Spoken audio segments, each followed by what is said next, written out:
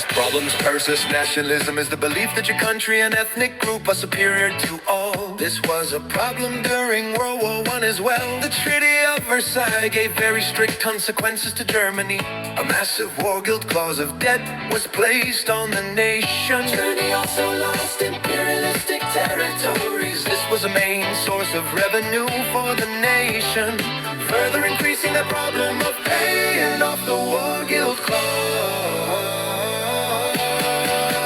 Woodrow Wilson's optimism meets reality. Wilson felt democracy would spread after World War I, since the victors were mainly democracy. This was why he wanted the League of Nations to try and achieve world peace.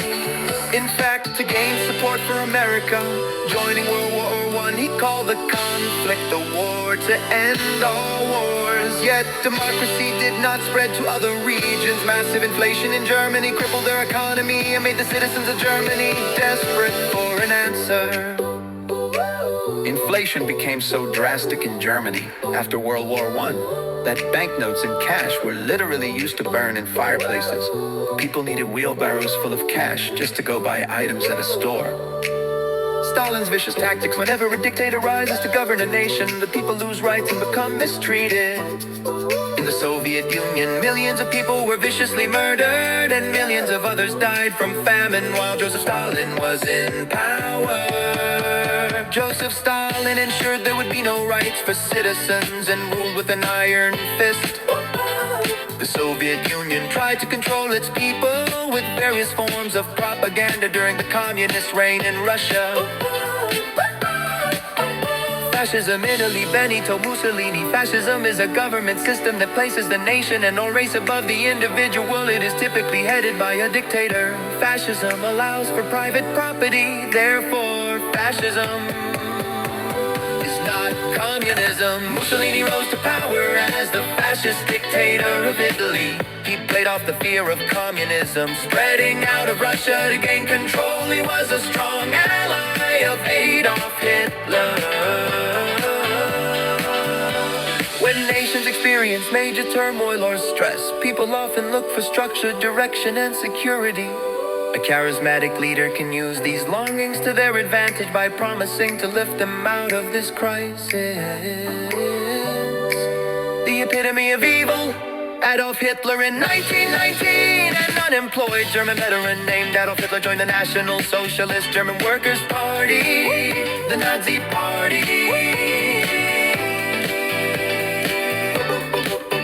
Hitler wrote a book called Mein Kampf, My Struggle. In the book, he asserted that Germans were the master race and that all others were inferior to the Germans. Hitler desired national expansion to conquer neighboring lands to grow the nation of Germany. He sought to restore the power that Germany had before the Treaty of Versailles. The Nazis controlled Germany by 1932.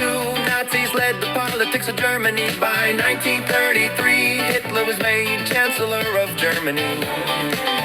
Eventually, he dismantled the Weimar Republic, a representative government, and replaced it with the Third Reich dictatorship. Hitler practiced murderous racism known as anti-Semitism. This form of racism was focused on Jews. He was responsible for the murder of over 6 million Jews in Europe. Why did the Germans follow Hitler? Hitler's ideas seem irrational, immoral, and insane. So why would anyone follow him? He claimed that Jews were the reason for the economic troubles of Germany. This gave the Germans an excuse to deflect blame for their economic problems. The real reason for their failed economy was that Germany lost World War I and could not pay off their World War I debts. Hitler's cult of personality, Germany's economy was devastated. The people were desperate and turned to a dictatorship to fix the economy. When people are pushed to the brink of economic disaster, their awareness of morality fades. They become more vulnerable to accepting unethical courses of action. Hitler rose to power because his citizens wanted out of economic and political devastation. He committed unspeakable evil once in power. Spain's civil war in 1936. Francisco Franco fought against the government and wanted to spread fascism in Spain. Hitler and Mussolini sent troops to help Franco since he supported fascism. By 1939, 500,000 had died in the Spanish Civil War. Franco emerged as the dictator. Japan's expansion, Japan desired more land due to being an island nation. In 1931, Japan tried to violently take Manchuria from China to gain more living space. The League of Nations requested that they refrain from this action. Japan quit the league when they were told to leave the area. Hideki Tojo was the prime minister of Japan during World War II, and when Pearl Harbor was attacked, Japan took Manchuria from China to gain more resources for their own nation. The United States and neutrality, World War I was devastating, and many were not ready to send more Americans to die in a European conflict. The United States had the Great Depression to deal with, and many were more concerned about the economy. Factors such as these created an atmosphere in the United States in which citizens wanted to avoid war at all costs. Dictators seek more land when Japan was not stopped by the League of Nations. Hitler and Mussolini felt emboldened and sought to gain more land for their countries. Hitler claimed Germany needed more Lebensraum.